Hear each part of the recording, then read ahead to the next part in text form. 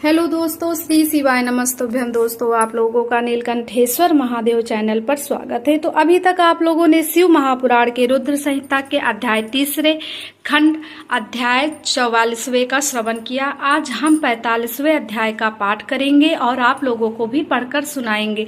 तो हे महादेव, जो कोई भी आपका सावन मास में ये महान ग्रंथ देख रहा अथवा सुन रहा, उसके सिर पर आप अपनी कृपा दृष्टि अवश्य रखना। दोस्तों, ये कोई मामूली ग्रंथ नहीं है। मात्र इसके श्रवण कर लेने से हमारे द्वारा जो किए गए अपराध हैं वो सब नष्ट हो जाएंगे और हमारी जो मन की कामना है वो अवश्य पूरी होगी। तो चलिए जानते हैं कि 45वें अध्याय में क्या बताया गया है।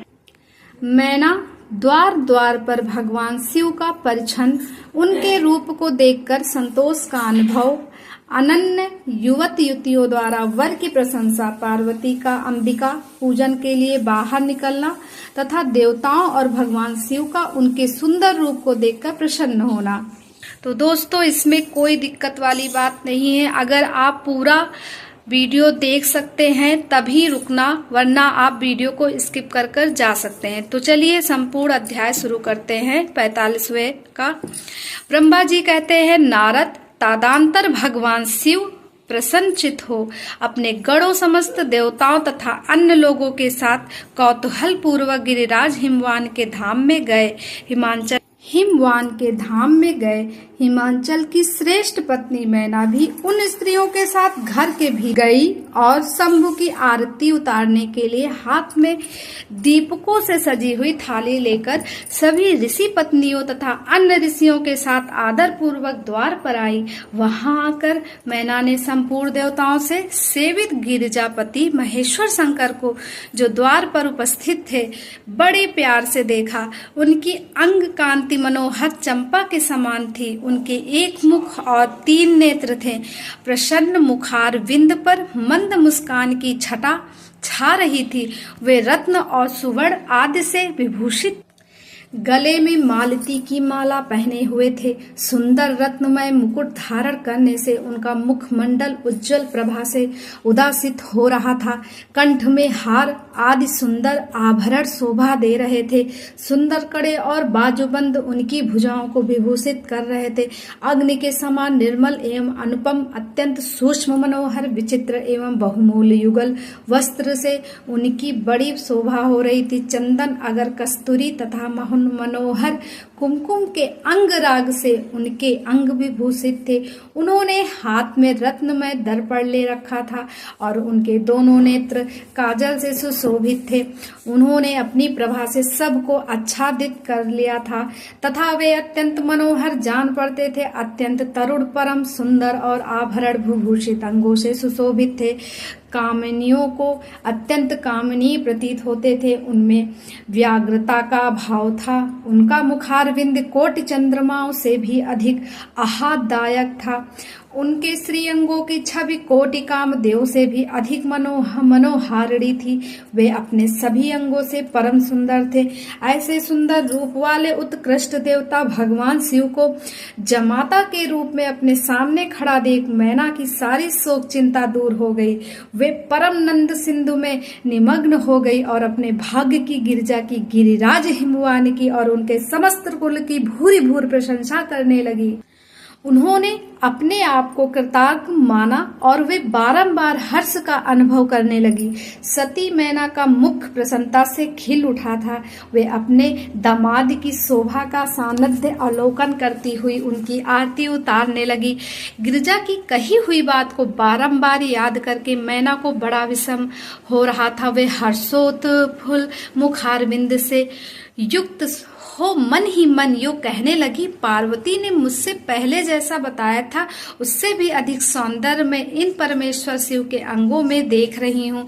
महेश्वर का मनोहर रूप इस समय अवर्णनीय है। ऐसा सोचकर आश्चर्यचकित हुई मैना अपने घर के भीतर आई। वहां आई हुई युवतियों ने भी वर को मनोहर रूप की भूरी भूरी प्रशंसा की। वे बोली, गिरिराज नंदनी शिवा धन्य है, धन्य है। कुछ कन्याएं कहने लगी, दुर्गा तो साक्षात भगवती है। कुछ दूसरी कन्याएं महारानी मैना से बोली, हमने तो कभी ऐसा वर देखा है और न कभी ध्यान में ही ऐसे वर का अवलोकन किया है। इन्हें पाकर गिरजा धन्य हो गई। भगवान शंकर का वह रूप देखकर समस्त देवता हर्ष से खिल उठे। श्रेष्ठ गंधर्व उनका यश गाने लगे और अप्सराएं नृत्य करने लगी। बाजा बजाने वाले लोग मधुर ध्वनि में अनेक प्रकार की कला दिखाते हुए आदर पूर्वक भांति भांति के बाजे बजा रहे थे। हिमांचल भी आनंदित हो द्वारोचित मंगलचार किया। समस्त नारियों के साथ मैना ने भी महान उत्सव मनाते हुए वर का परिछन किया।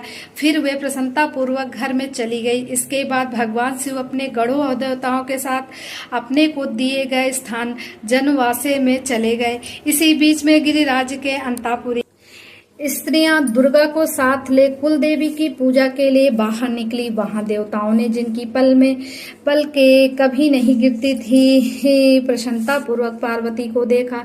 उनकी अंग कांति नील अंजन के समान थी। वे अपने मनोहर अंगों से भी विभूषित थी। उनका कटाक्ष केवल भगवान त्रिलोचन पर ही आदर पूर्वक पड़ता था। दूसरे किसी पुरुष की ओर उनके नेत्र नहीं जाते थे। उनका प्रसन्न मुख मंद मुस्कान से सुशोभित था। वे पूर्ण दृष्टि से देखती थी और बड़ी मनोहर हाड़ी जान पड़ती थी। उनके केसों की चोटी बड़ी ही सुंदर थी। कपोलों पर बनी हुई मनोहर पत्र भंगी उनकी शोभा बढ़ाती थी। ललाट में कस्तूरी की बेंदी के साथ ही सिंदूर की बिंदी शोभा दे रही थी। वृक्ष स्थल पर श्रेष्ठ रत्नों के सारभूत हार से दिव्य प्रदीप्ति छिटक रही थी। रत्नों के बने हुए केरु वलय और कंकड़ से उनकी भुजाएं अलंकृत थी। उत्तम रत्नमय कुंडलों से उनके मनोहर कपोल जगमगा रहे थे। उनकी दंत पंक्ति मणियों तथा रत्नों की प्रभा को छीने लेती थी और मुख की शोभा बढ़ाती थी।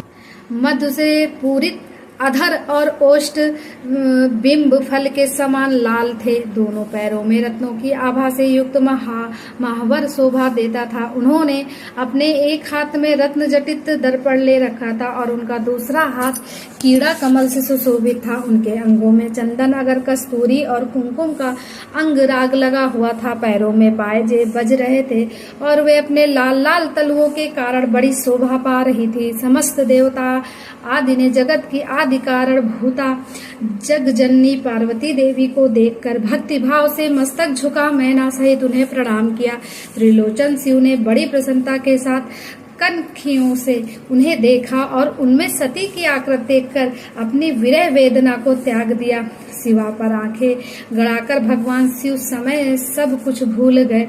उनके सारे अंगों में रोमांच हो आया। वे हर्ष का अनुभव करते हुए गौरी की ओर देखने लगे। गौरी उनकी आंखों में समा गई थी। इधर कालीपुरी से बाहर जाकर अंबिका देवी की पूजा करके पश्चात ब्राह्मण पत्नियों के साथ पुनः अपने पिता के रमणी भवन में लौट आई। भगवान शंकर भी मुझ ब्रह्मा विष्णु तथा देवताओं के साथ हिमांचल के बताए हुए अपने नित्य स्थान पर प्रसन्नता पूर्वक गए।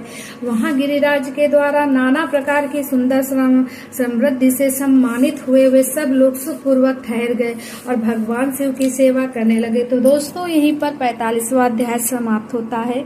अब इसके आगे की कथा हम जानेंगे 46वें अध्याय में किस प्रकार भगवान शंकर माँ पार्वती का वरण करते हैं, ये हम जानते हैं 46वें अध्याय में।